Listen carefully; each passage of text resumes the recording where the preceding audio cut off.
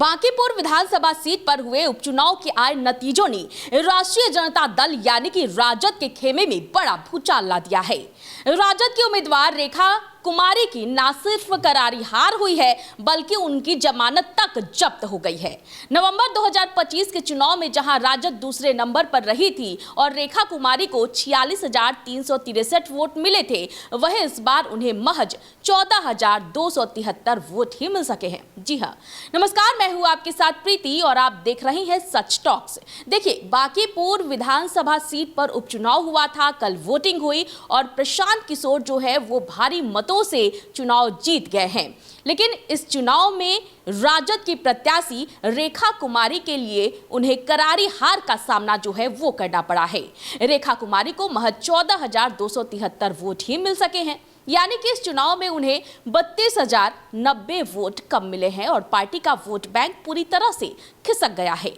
बांकीपुर के इस महासंग्राम में जनसुराज के प्रशांत किशोर ने एक बड़ी और ऐतिहासिक जीत दर्ज की है। 32 राउंड की वोटों की गिनती के बाद प्रशांत किशोर ने 64,151 वोट हासिल किए, जो कुल पड़े वोटों का 49.23% रहा। उन्होंने भाजपा के राष्ट्रीय अध्यक्ष नितिन नवीन के इस गढ़ में उन्हीं के उम्मीदवार नीरज कुमार सिन्हा को 19,324 वोटों से हरा दिया है। भाजपा के नीरज सिन्हा को 44,827 वोट मिले, जबकि राजद की रेखा कुमारी को 14,273 वोटों के साथ तीसरे स्थान पर वो रही हैं।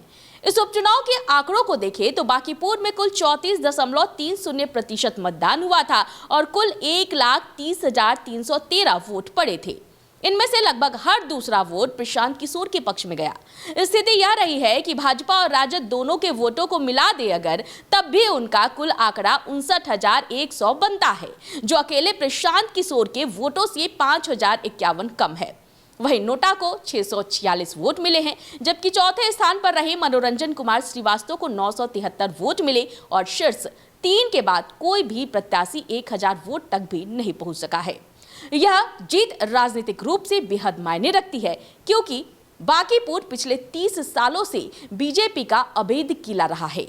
1995 से लगातार यहां भाजपा का कब्जा था, जहां पहले नवीन किशोर प्रसाद सिन्हा और बाद में उनके बेटे नितिन नवीन लगातार चुनाव जीतते रहे।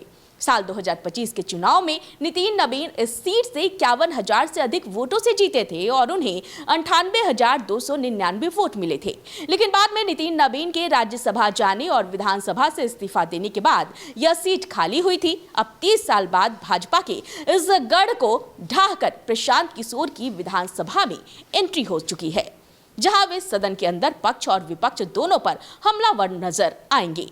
तो बांकीपुर के सबसे बड़ी और ऐतिहासिक उलटफेर से जुड़ी पल पल की अपडेट्स हम आप तक पहुंचाते रहेंगे। इस पूरे चुनाव परिणाम और बिहार की राजनीति में अब प्रशांत किशोर की एक नई एंट्री पर आपकी क्या राय है, हमें कमेंट सेक्शन में जरूर बताएं। देखते रहें सच टॉक्स।